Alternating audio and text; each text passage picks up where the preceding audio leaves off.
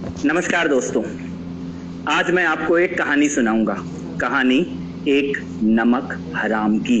जी हाँ, एक ऐसा नमक हराम जिसने सत्ता के लिए और पैसे के लिए दोस्तों को धोखा दिया, साथियों को धोखा दिया, जनता को धोखा दिया, पूरे शहर को धोखा दिया, अपने एक गुरु को धोखा दिया। ऐसा कोई रिश्ता, ऐसा कोई संबंध इस व्यक्ति का बचा नहीं जिसको इसने ठगा ना हो। इस व्यक्ति के बारे में कहा जाता है कि ऐसा कोई सगा नहीं जिसको इसने ठगा नहीं। जी हाँ, नमक हराम। एक ऐसा नमक हराम जिसने सत्ता और पैसे के लालच में देश की सेना के शौर्य तक के ऊपर सवाल उठा दिए। एक ऐसा नमक हराम जिसने तब देश के खिलाफ बोला जब देश के दुश्मन चाहते थे कि कोई देश के अंदर से देश के खिलाफ बोले। एक ऐसा नमक हराम जिसने सबसे पहले तो ये झूठ बोला कि वो इनकम टैक्स कमिश्नर था, और बाद में ये तथ्य सामने आया कि वो कभी इनकम टैक्स कमिश्नर था ही नहीं।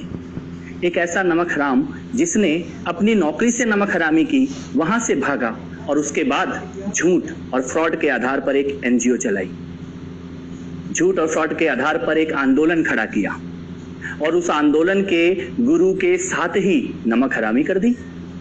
और ना केवल उस आंदोलन के गुरु को धोखा दिया, बल्कि लोग तो यहां तक कहते हैं कि इस नमक हराम ने उस आंदोलन के गुरु की अस्पताल में हत्या तक करवाने की साजिश रचवाई। एक ऐसा नमक हराम जिसके बारे में कहा जाता है कि चुनाव जीतने के लिए आंदोलन की सबसे पॉपुलर दलित महिला साथी की हत्या करवा दी, और बाद में उस महिला साथी की जब मां इनके घर आई तो अपने घर से इसको धक्के देकर बाहर निकाल दिया। इस नमक हराम ने सबसे पहले कहा कि मैं पार्टी नहीं बनाऊंगा, पार्टी बनाई। फिर इस नमक हराम ने कहा कि मैं चुनाव नहीं लड़ूंगा, चुनाव भी लड़ा। फिर इस नमक हराम ने कहा कि मैं गाड़ी बंगला नहीं लूंगा, और फिर एक ऐसा समय आया कि देश के सबसे अय्याश बंगले में ये नमक हराम रहने लगा। इस नमक हराम ने सत्ता के लिए ऐसा कोई छल, ऐसा कोई प्रपंच नहीं है जो ना किया। जिसके ऊपर इस नमक हराम ने आरोप लगाए, बाद में उन सब के तलवे चाटे, उन सब के जूतों में दाल पी।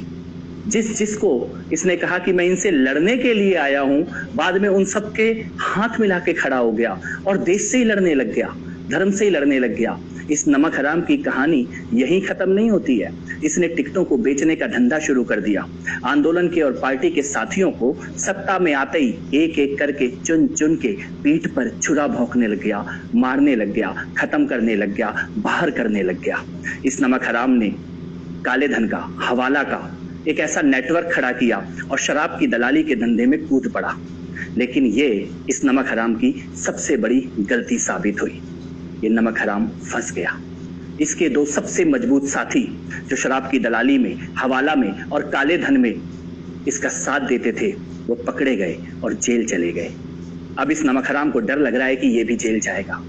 जेल जाने के डर से ये नमक हराम फड़फड़ा रहा है, बिलबिला रहा है, कुछ भी बक रहा है, अनाप शनाप, किसी भी तरह से जेल जाने से बच जाऊं, कुछ ना कुछ ऐसी आग लगा दूं कि मैं निकल जाऊं, बच जाऊं। लेकिन कानून का फंदा इस नमक हराम के गले पर कस चुका है। अब ये बचने वाला नहीं है। क्या आप जानते हैं इस नमक हराम को? कौन है ये नमक हराम?